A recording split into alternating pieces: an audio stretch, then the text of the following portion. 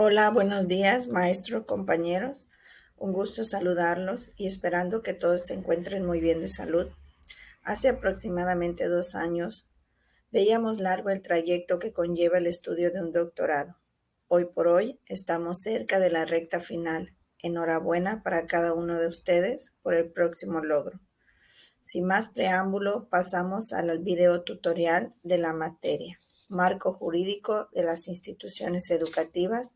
Soy la maestra Carla Lisset Farjad Moguel, el asesor es el doctor Salomón Ángeles Ruiz.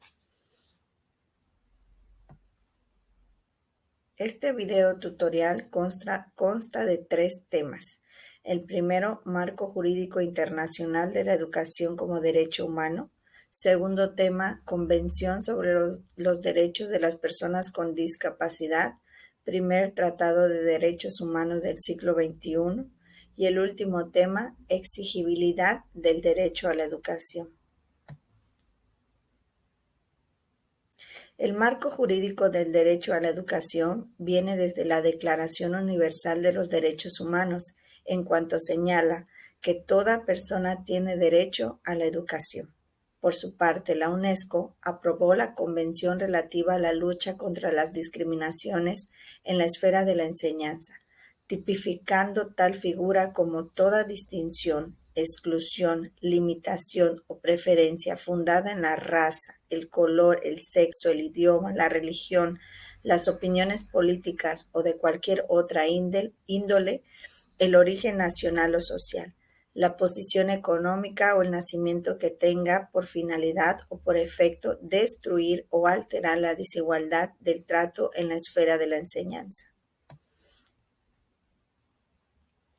En este tratado se enfatizan los elementos de obligatoriedad y gratuidad de la enseñanza primaria, como también el cumplimiento progresivo de tal gratitud tratándose de la enseñanza secundaria y superior.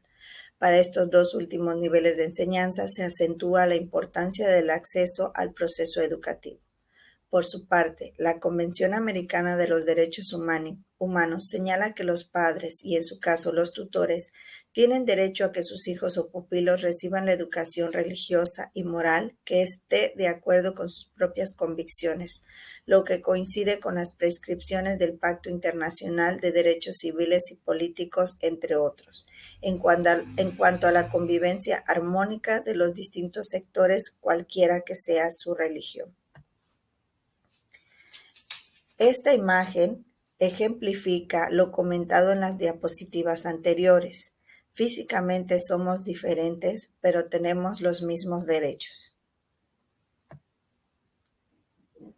El tema número 2, Convención sobre los Derechos de las Personas con Discapacidad, primer Tratado de Derechos del siglo XXI, nos dice que la Conferencia Mundial sobre Necesidades Educativas Especiales, Acceso y Calidad, la Declaración de Salamanca, la Declaración Mundial sobre Educación para Todos, el Foro Mundial sobre la Educación, la Conferencia Internacional de Educación, el Informe de Seguimiento de la Educación para todo el Mundo 2005 y las Directrices sobre Políticas de Inclusión en la Educación son instrumentos que contienen elementos declarativos y recomendaciones para el abordaje de las necesidades educativas especiales.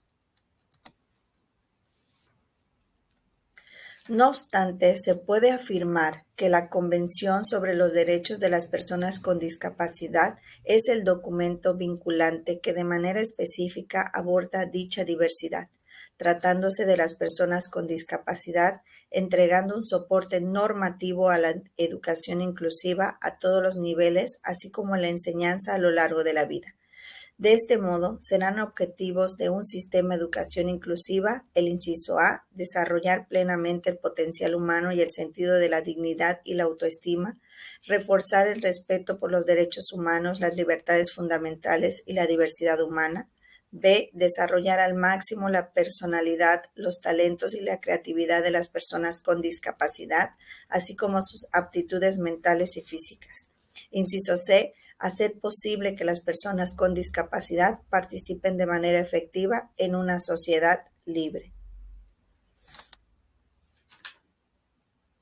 En esta imagen contiene personas que necesitan ser incluidas por la misma sociedad y existe tal vez un porcentaje de la población mexicana que no lo ve así.